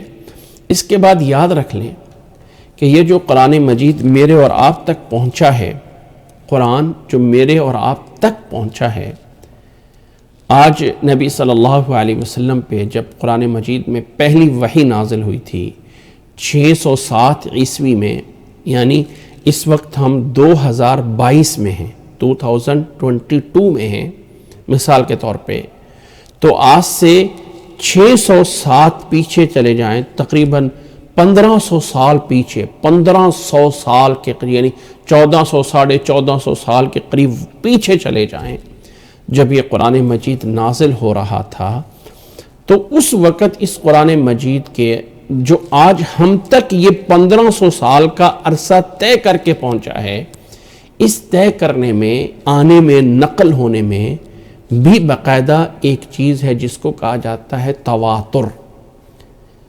عموماً جو چیزیں ہسٹری ہوتی ہیں نا، جو تاریخی واقعات ہوتے ہیں یا کوئی پرانی خبریں ہوتی ہیں، آج کل تو ایک بڑا میڈیا کا دور ہے، ایک بات کہیں پہ دنیا میں ہوتی ہے اور یوں پھیل جاتی ہے، ہزاروں لوگوں میں کہاں سے کہاں بات پہنچ جاتی ہے، جبکہ اس میڈیا کے دور سے پہلے یہ ایک بات دوسرے تک کیسے پہنچتی تھی؟ تو اس کو دو انداز سے کیا جاتا ہے، ایک ہے احاد اور ایک ہے متواتر۔ متواتر ایک ایسی چیز کو کہا جاتا ہے کہ جس کو نقل کرنے والے، جس کو لے کے آنے والے، جس کو آگے پہنچانے والے اتنے سارے لوگ ہوں کہ جن کا شمار کرنا ناممکن ہو، یا یہ سوچنا کہ ان لوگوں نے مل کر میٹنگ کر کے کوئی اس بات کو بنا لیا ہوگا، ممکن ہی نہیں ہے۔ ایک آدمی رہتا ہے دنیا کے مشرق میں کہیں، اور ایک رہتا ہے مغرب میں کہیں، ایک رہتا ہے شمال میں، ایک رہتا ہے جنوب میں۔ اب آپ کہیں کہ تینوں نے مل کر میٹنگ کر کے ایک بات کو طے، بھائی آج کل کے دور میں تو ہو سکتا ہے کہ بھائی ایک سیکنڈ میں کہیں سے کہاں آواز پہنچے، لیکن اس دور میں ایسا نہیں تھا۔ ممکن نہ ہو کہ ان کا اکٹھے ہو کر کوئی طے کرنا، ایسا کہنا ممکن نہیں ہے، اور یہ بہت زیادہ لوگ ہیں جن کو شمار نہ کیا جا سکتا ہو۔ اب نبی صلی اللہ علیہ وسلم سے قرآن مجید لینے والے کتنے صحابہ ہیں؟ بھئی حدیث میں تو آتا ہے نا کہ اس حدیث کو حضرت ابو ہریرہ نے روایت کیا، اس حدیث کو عبداللہ ابن عمر نے روایت کیا، اس حدیث کو فلاں صحابی نے سنا اور آگے بیان کیا۔ قرآن مجید کتنے لوگوں نے سنا؟ ان کو نہیں شمار کر سکتے۔ ایک ہے، دو ہے، تین ہے، چار ہے، پانچ ہے، 100 ہے، 200 ہے، کیا ہے؟ جتنے لوگ تھے سب نے کیا۔ اس کو کہا جاتا ہے تواتر۔ اور پھر ان سے آگے تابعین، پھر تبع تابعین، پھر آگے ائمہ، پھر آگے سے آگے، یعنی ایک بندے نے 10 لوگوں کو پڑھایا، 10 نے آگے 20 کو پڑھایا، 20 نے آگے 40 کو پڑھایا، 40 نے آگے، تو یہ اس کو کہا جاتا ہے تواتر۔ اتنے لوگ ہوں کہ جن کا شمار کرنا ناممکن ہو اور جن کا کسی جھوٹ پہ اکٹھا ہو جانا ناممکن ہو، اس کو کہا جاتا ہے تواتر۔ اور قرآن مجید متواتر طریقے سے ہم تک پہنچا ہے۔ احادیث میں 2 قسمیں ہیں، ایک حدیث احاد ہے اور ایک احادیث متواتر ہے۔ حدیث متواتر اسے کہا جاتا ہے جس کے روایت کرنے والے، نقل کرنے والے بہت زیادہ لوگ ہوں، ان سے آگے پھر بہت زیادہ۔ اب حدیث رسول اللہ صلی اللہ علیہ وسلم نے فرمایا کہ من کذب علی متعمدا فلیتبوأ مقعدہ من النار، جس نے میری طرف کوئی جھوٹ بولا جان بوجھ کے، اس نے اپنا ٹھکانہ جہنم میں بنایا۔ اب اس حدیث کو نبی صلی اللہ علیہ وسلم سے نقل کرنے والے کتنے لوگ ہیں؟ 70 سے زیادہ، 70 سے زیادہ ہیں۔ کتنے لوگ ہیں؟ بہت زیادہ۔ آگے ان سے ہزاروں، آگے ان سے ہزاروں، آگے ان سے ہزاروں۔ تو ایسی روایت کو متواتر کہا جاتا ہے۔ اور ایک ایسی حدیث جو اس کو روایت کرنے والا ایک ہو، آگے پھر کوئی ایک ہو، آگے پھر کوئی 2 ہو، تو اس کو احاد کہا جاتا ہے۔ پھر اس کی آگے بہت ساری قسمیں ہیں حدیث کے اندر کہ ان میں سے 2 ہوں، 4 ہوں، 10 ہوں، 20 ہوں، سب کو کیسے کیسے کیا جاتا ہے۔ اب ایک مشہور روایت، انما الاعمال بالنیات، انسان کے اعمال کا دار و مدار نیت پہ ہے۔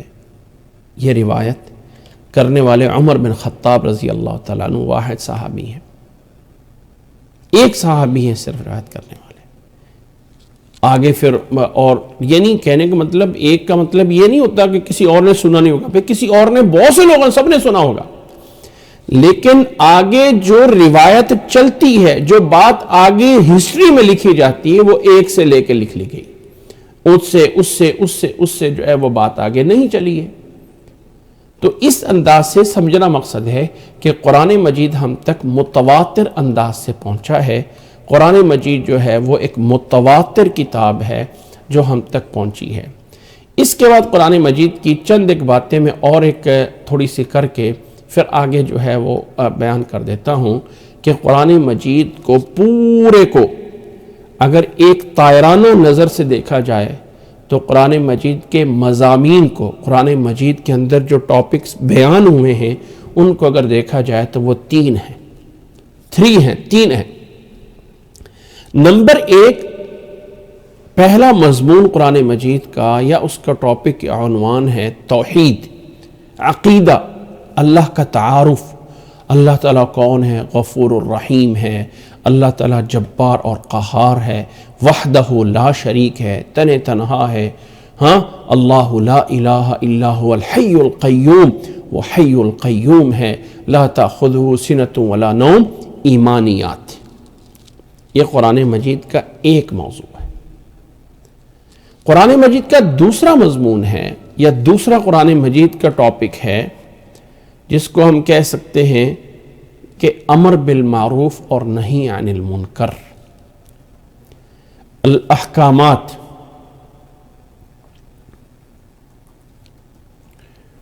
یہ کام کرو اور یہ کام نہ کرو، آرڈر. یہ کام کرنا فرض ہے، یہ کام سے پیچھے ہٹنا فرض ہے. امر اور نہیں، یہ قرآن مجید کا دوسرا ٹاپک ہے.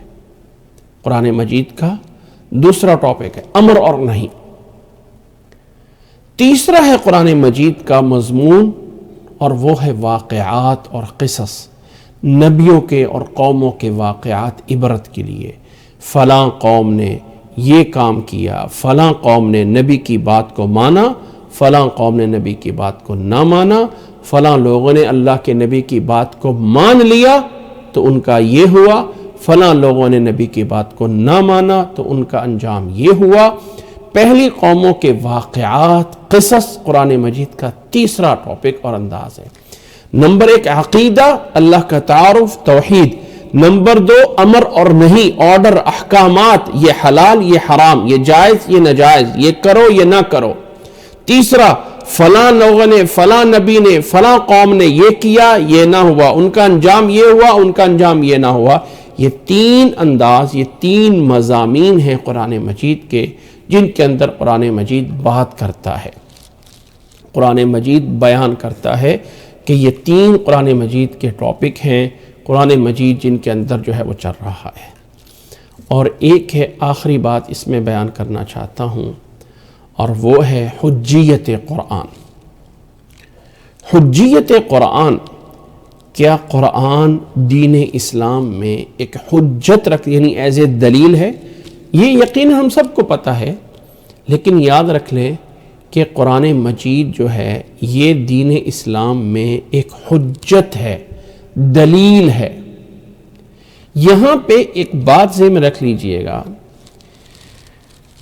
کہ ایک ہے حجت کے اندر ایک بات جاننا ضروری ہے کہ قرآن مجید قطعی ثبوت ہے، اور جو چیز قطعی ثبوت ہو وہ قطعی دلالت ہونا کوئی لازم نہیں ہے. کیا مطلب ہے؟ اب آپ کہیں کہ یا ایھا الذین آمنوا، یہ بات ثابت ہے، جی ہاں پکی بات، قطعی کا معنی پکی بات ہے کہ اللہ کی طرف سے یہ آیت ہے. اب اس آمنو میں کون لوگ آتے ہیں؟ جی اس میں جو ہے وہ فلاں لوگ آتے ہیں، فلاں لوگ ہیں، یعنی یہ اب کہا جائے کہ یار یہاں سے کیا نبی صلی اللہ علیہ وسلم کے دور کے صحابہ مراد ہیں یا ایھا الذین آمنوا؟ کیا اس کے دور کے ہم لوگ مراد ہیں؟ کون لوگ مراد ہیں اس سے؟ یہ ایک اجتہادی پوائنٹ ہوتا ہے کہ فلاں چیز اس آیت میں آتی ہے یا نہیں آتی ہے، فلاں چیز پہ اس کی دلالت ہے یا نہیں ہے. تو قرآن مجید قطعی الثبوت تو ہے، لیکن قطعی الدلالہ ہونا اس میں اختلاف یا رو ہو سکتا ہے. مثال کے طور پر اللہ تعالیٰ نے فرمایا ہے والمطلقات یتربصن بانفسہن ثلاثۃ قروء. والمطلقات اور طلاق شدہ عورت جو ہے وہ عدت گزارے گی 3 قروء، 3 قرء. قرآن مجید میں لفظ کیا بولا؟ قرء، قروء.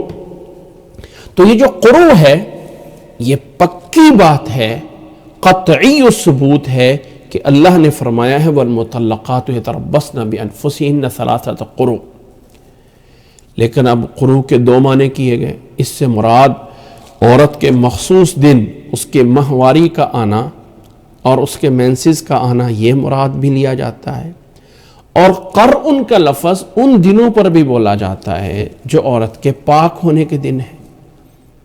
تو بھائی اس سے کون سے 3 مراد ہیں؟ 3 پاکیاں مراد ہیں یا 3 جو ہیں وہ دن مراد ہیں؟ 3 پیریڈ مراد ہیں؟ کون سی چیز؟ 3 پیریڈ مراد ہیں یا 3 جو ہیں وہ پاک مراد ہیں؟ تو یہ چیزیں ایز اجتہاد کے اور اس کے ساتھ دوسرے دلائل نبی صلی اللہ علیہ وسلم سے اور اس میں قرائن مل کر ایک دلالت کو فکس کر لیا جاتا ہے. اس لیے یاد رکھ لیں کہ قرآن مجید قطعی ثبوت ہے، قطعی الدلالہ میں نہیں ہے. اس قطعی الدلالہ میں چیزیں جو ہیں وہ تمام قرآن اور حدیث مل کر ایک دلیل بناتے ہیں. ایک بات سمجھ لیں، یہاں پر مجھے وہ بات کرنا بھی ضروری ہے کہ حدیث نبی صلی اللہ علیہ وسلم کی حدیث ہے. عموماً مشہور یہ ہے کہ دین اسلام میں پہلا درجہ قرآن کا ہے، دوسرا درجہ نبی کی حدیث کا ہے، تیسرا درجہ جو ہے وہ اجماع کا ہے، اور چوتھا درجہ جو ہے وہ رائے اور قیاس کا ہے. ایسا نہیں ہے. قرآن اور حدیث کا ایک درجہ ہے. کیا مطلب؟ مطلب یہ ہے کہ قرآن اپنی عظمت میں، اپنے مرتبے اور مقام میں بہت بڑا ہے. حدیث کا وہ مقام اور مرتبہ نہیں ہے. قرآن مجید کے ایک ایک حرف پہ 10 نیکیاں ہیں، جبکہ حدیث کا پڑھنا، علم حاصل کرنا نیکی اور اجر و ثواب ہے. لیکن اگر آپ یہ کہیں کہ انما الاعمال بالنیات، عمل کا دار و مدار نیت پہ ہے، انما پہ الف پہ 10 نیکیاں، نون پہ 10 نیکیاں اور میم کے 10، ایسا نہیں. حدیث میں ہر حرف پہ 10 نیکیاں نہیں ہیں، لیکن نبی کا فرمان ہونے کی وجہ سے ایک دین اور ایک اسلام کا حصہ. تو نوٹ کریں اس بات کو، قرآن مجید کا اپنا عظمت اللہ کی کتاب ہونے کے اعتبار سے بہت بڑی ہے اور معجز ہے. حدیث بھی بہت بڑی چیز ہے، لیکن قرآن کے برابر مرتبے میں نہیں ہے. کس چیز کے مرتبے میں؟ عظمت کے مرتبے میں، عزت، احترام اور بڑے ہونے کے مرتبے میں. لیکن عمل کرنے کے اعتبار سے، حکم اور تشریع کے اعتبار سے، شریعت سازی میں، احکام میکنگ میں، یعنی قرآن احکام اور شریعت بنانے میں قرآن اور حدیث برابر کا درجہ رکھتے ہیں. کیا مطلب ہے؟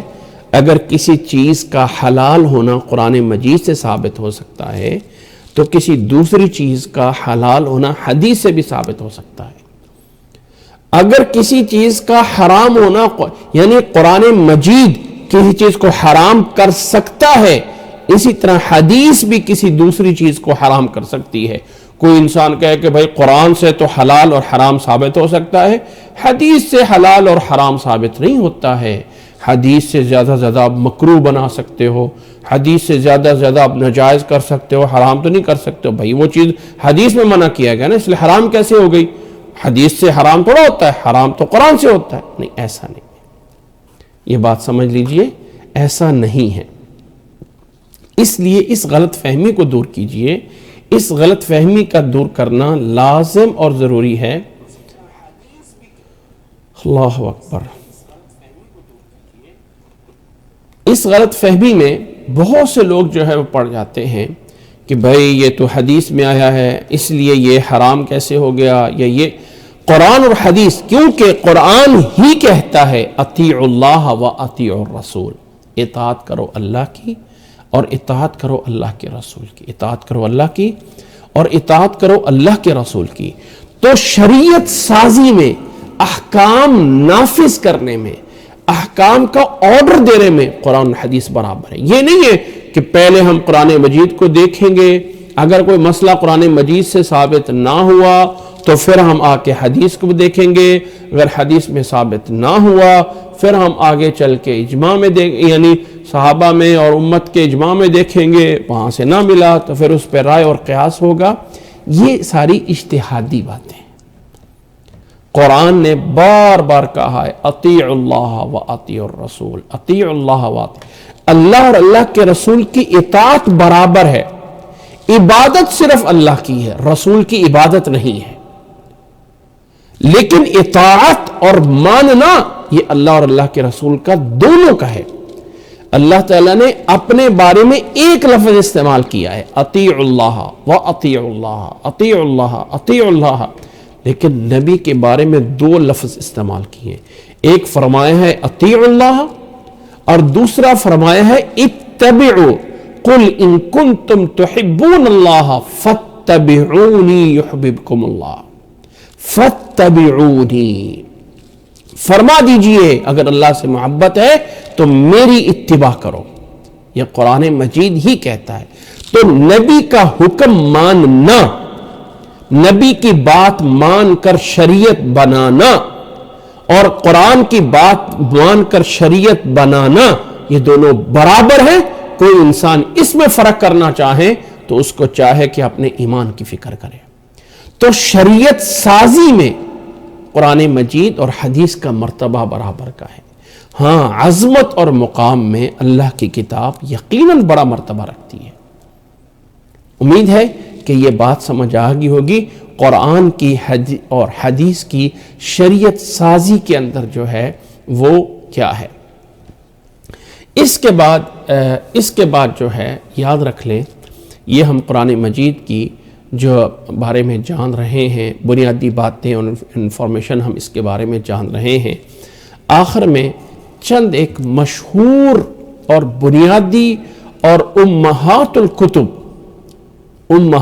یعنی بنیادی کتابوں کا تعارف دینا چاہتا ہوں۔ تفسیروں کے اندر قرآن مجید کا ترجمہ اور ٹرانسلیٹ جن لوگوں نے کیا ہے ان کا ایک مشہور دینا چاہتا ہوں۔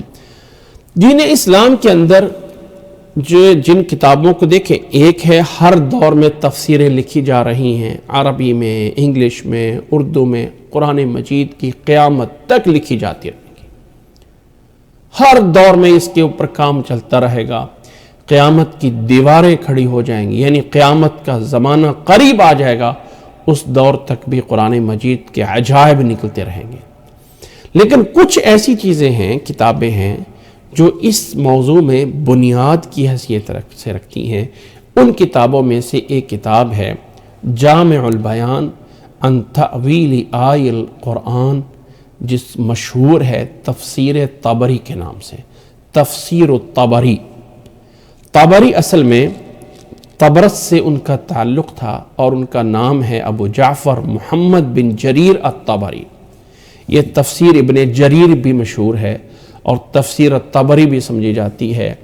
ان کی وفات ہے 310 ہجری میں۔ آج جو ہے نا ہم 1446 یا 48 میں جا رہے ہیں، 1400 سال میں۔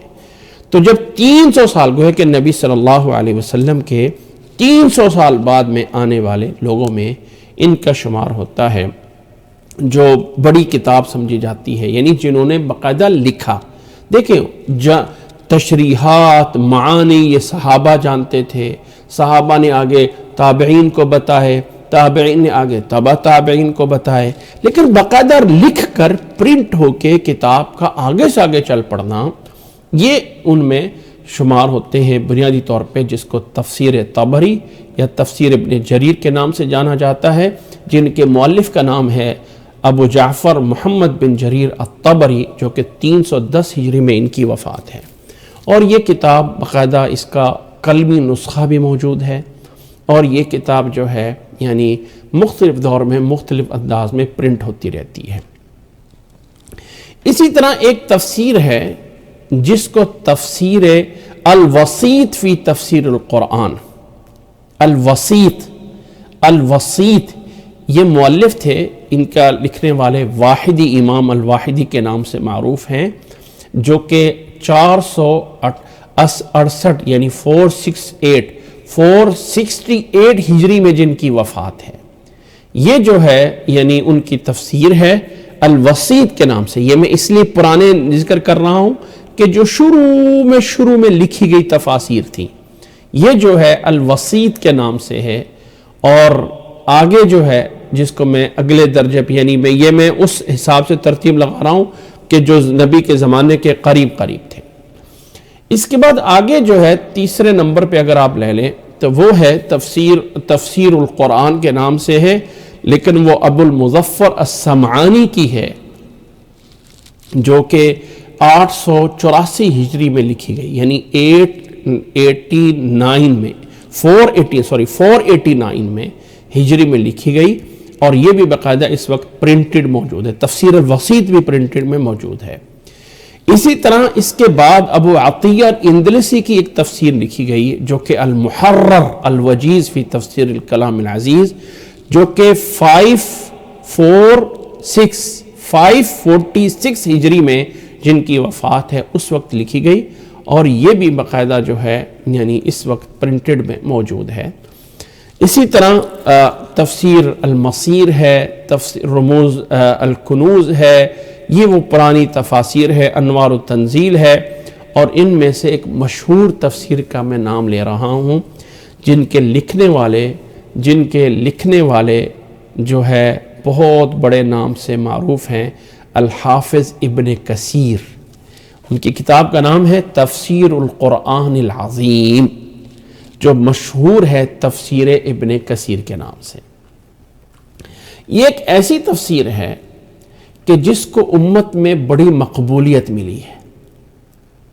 وجہ کیا تھی کہ بڑے ہی آسان انداز میں، بڑے ہی اچھے انداز میں لکھی گئی ہے تفسیر ابن کثیر۔ اس کے ترجمے ہوئے، اس کو مختصر کیا گیا، اس کے خلاصے بیان کیے گئے ہیں۔ اس کتاب کے اوپر پھر کئی کتابیں لکھی گئی ہیں جو اس تفسیر ابن کثیر کو واضح کرتے ہیں، اس کو مختصر کرتے ہیں، اس کی احادیث کی تخریج کرتے ہیں وغیرہ وغیرہ۔ لیکن یاد رکھ لیں کہ یہ کتاب تفسیر ابن کثیر بہت بڑی نافع ہے، یعنی بڑا نفع بخش ہے، لیکن اس کے پڑھنے والے کے لیے یا اس کے جاننے والے کو سمجھنا چاہیے کہ امام ابن کثیر نے جب اس تفسیر کو لکھا تھا تو وہ کیا چیز، اس میں کوئی شک نہیں کہ تفسیر ابن کثیر میں ایسے واقعات بھی ہیں جن کو جھوٹا اور من گھڑت کہا گیا ہے، ایسی احادیث بھی ہیں جن کو موضوع اور من گھڑت بولا گیا ہے، ایسی باتیں بھی ہیں۔ لیکن اس تفسیر کا جو انداز ہے وہ یہ ہے کہ امام ابن کثیر پہلے آیت لیتے ہیں، پھر اس کا ترجمہ کرتے ہیں عربی میں ہی، پھر اس ترجمے کے بعد اس کا مفہوم بتاتے ہیں، پھر صحیح احادیث کی روشنی میں اور صحیح واقعات کی روشنی میں اس آیت کو سمجھاتے ہیں۔ یہ صحیح والا ٹاپک پورا کرنے کے بعد پھر اس آیت کے بارے میں اگر کوئی بات کی گئی ہے، کوئی جھوٹا واقعہ ہے، کوئی جھوٹی روایت ہے تو وہ بھی نقل کر دیتے ہیں۔ اب لوگ کیا کرتے ہیں کہ وہ بعد والے پوائنٹ کو نقل کر کے وہ اس آیت کے ساتھ جوڑ دیتے ہیں اور کہتے ہیں جی یہ والی بات ہمیں تفسیر ابن کثیر میں ملی ہے۔ اور بھائی تفسیر ابن کثیر کا ایک انداز ہے، وہ اس میں قیلہ کہہ کے، قیلہ یعنی پہلے ایک لفظ بولتے ہیں، قیلہ یعنی یہ باتیں کہی گئی ہیں جن کی کوئی دلیل نہیں ہے، اور وہ یہ باتیں بھی لوگ وہ یہ کو پکڑ لیتے ہیں اور جو اصل ہوتا ہے اس کو بھول جاتے ہیں۔ اس لیے ان چیزوں میں تفسیر ابن کثیر کا کوئی یعنی برا نہیں ہے، بلکہ پڑھنے والوں کے پڑھنے میں جو ہے فرق آتا ہے۔ اس کے علاوہ اور بھی بہت ساری تفاسیر ہیں، اور یہ میں عربی کی تفسیریں بیان کر رہا ہوں۔ دیکھیں انہی عربی کی تفسیروں کا آگے ترجمہ کیا گیا اردو میں، انگلش میں، فلاں میں، تو آگے وہ جو ترجمہ کرنے والا ہوتا ہے نا اس کا اپنا ایک مائنڈ بن جاتا ہے۔ وہ بعض دفعہ وہ جو ترتیب دی ہوئی ہے نا ابن کثیر نے، پہلے صحیح معنی بیان کرتے ہیں، آخر میں قیلہ کہہ کے چیزیں ذکر کرتے ہیں، تو وہ جو قیلہ کہہ کے ذکر کرتے ہیں ان کو جو ترجمہ کرتے وقت آگے پیچھے لگا دیتے ہیں، تو تو لوگ سمجھتے ہیں لکھو جی تفسیر ابن کثیر انگلش میں یہ لکھا ہوا تھا، فلاں لکھا ہوا تھا، اردو میں یہ لکھا ہوا تھا. تو یہ ترجمہ کرنے والے کا ہے. دیکھیں جب دین کو سیکھنا ہے نا کسی مسلمان نے، ہاں آج کل کہتے ہیں نا کسی نے کسی باہر کنٹری میں جانا ہے نا تو بڑی محنت کر کے وہاں کی زبان سیکھنے کی کوشش کرتا ہے. افسوس ہے ہمارے مسلمانوں پہ کہ ہم قرآن مجید کو سیکھنا چاہتے ہوتے ہیں لیکن عربی زبان کو نہیں سیکھتے ہیں. دیکھیں اس میں کوئی شک نہیں کہ شروع میں ہمیں عربی زبان بڑی مشکل لگتی ہے، لیکن اگر کوئی انسان یہ سفر شروع کر دیتا ہے تو اتنا مشکل نہیں رہتا ہے. اللہ تعالیٰ بڑے بڑے دروازے جو ہے وہ کھول دیتا ہے. اسی طرح عربی کی اور بھی بہت ساری تفاسیر ہیں، اور اس کے بعد جو ہماری اردو لینگویج میں جو تفاسیر ہیں جو کیے گئے ہیں ان میں چند ایک وہ تفسیریں بتانے لگا ہوں جو کہ ایک عام انسان جس کو لے کے حاصل کر کے بڑا فائدہ اٹھا سکتا ہے، جن میں ایک بہت بڑی کتاب ہے احسن البیان کے نام سے. یہ جو احسن البیان کے نام سے ہے یہ باقاعدہ سعودیہ سے، مکہ مکرمہ سے اور عربی گورنمنٹ کی طرف سے اس کتاب کو باقاعدہ پرنٹ کیا جاتا ہے، اور وہاں سے اس کو جو ہے وہ فری اور مفت جو ہے وہ تقسیم کیا گیا ہے. اس کتاب میں اس کے جو یعنی یہ جو تفسیر احسن البیان ہے یہ یہاں شروع میں اس کے رائٹر کا نام یا کچھ نہیں لکھا جاتا ہے کیونکہ یہ اس گورنمنٹ کی طرف سے جو ہے وہ کیا گیا ہے. لیکن اس کا جو تشریح لکھنے والے ہیں نیچے یہ جو ہے یہ ان کا نام ہے مولانا صلاح الدین یوسف صاحب جو قریب ہی میں اللہ کو پیارے ہوئے ہیں، اور اس کا جو ترجمہ ہے وہ مولانا جونا گڑی کے نام سے ہے جن کا جو ہے یہ ترجمہ یہاں پہ کیا گیا ہے. تو اس طرح کر کے یہ ایک بہت مفید کتاب ہے، اور یہ انگلش میں بھی ہے اور یہ باقاعدہ اردو میں بھی ہے، یہ پشتو میں بھی ہے، اور بہت ساری زبانوں میں اس کا ترجمہ ہو چکا ہے. یہ ایک عام لوگوں کے لیے ایک بہت بڑی مفید تفسیر ہے. اسی طرح ایک کتاب ہے یعنی ایک تفسیر ہے اشرف الحواشی کے نام سے جو مولانا عبدہ الفلاح کی ہے. اسی طرح ایک تفسیر القرآن مولانا عبدالسلام بھٹوی صاحب کی ہے جو کہ پاکستان میں اردو میں پرنٹڈ ہے.